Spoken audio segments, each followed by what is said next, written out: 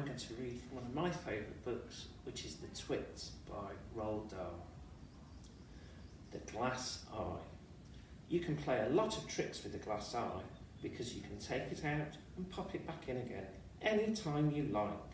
You can bet your life Mrs. Twit knew all of the tricks. One morning, she took out her glass eye and dropped it into Mr. Twit's mug of beer when he wasn't looking. Mr. Twit sat there drinking the beer slowly. The froth made a white ring on the hairs around his mouth. He wiped the white froth onto his sleeve and wiped his sleeve on his trousers.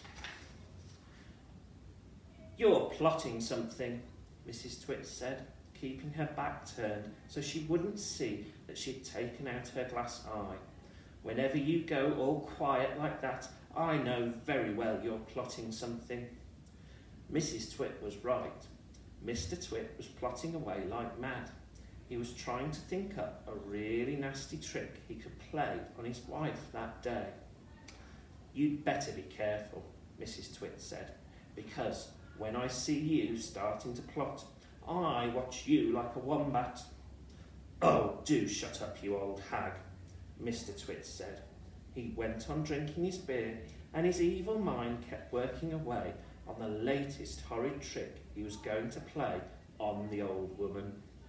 Suddenly, as Mr. Twit tipped the last drop of beer down his throat, he caught sight of Mrs. Twit's awful glass eye staring up at him from the bottom of the mug. It made him jump. "I told you I was watching you," cackled Mrs. Twit. "I've got eyes everywhere, so you'd better be careful."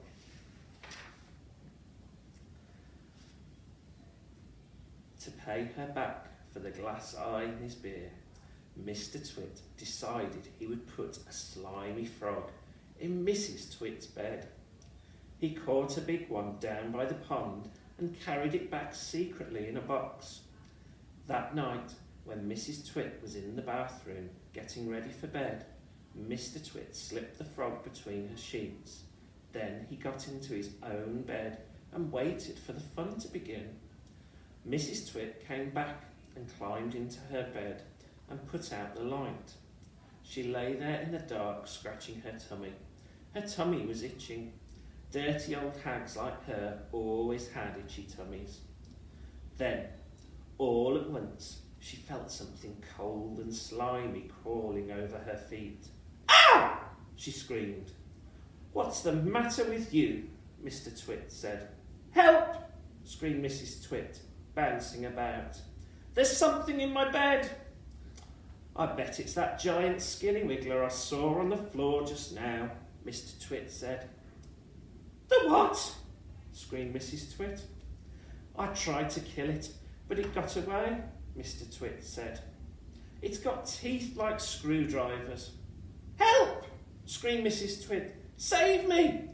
It's all over my feet." "It'll bite off your toes," said Mr. Twit. Mrs. Twit fainted.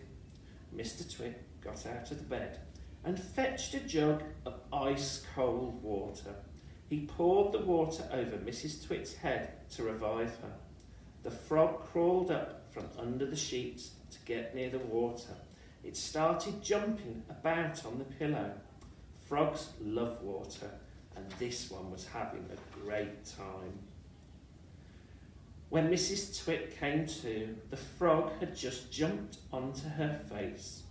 This was not a nice thing to happen to anyone in bed at night. She screamed again. "By golly, it is a giant skillywiggler," Mr. Twit said. "It'll bite off your nose." Mrs. Twit leapt out of the bed and flew downstairs and spent the night on the sofa. The frog went to sleep on her pillow. The end.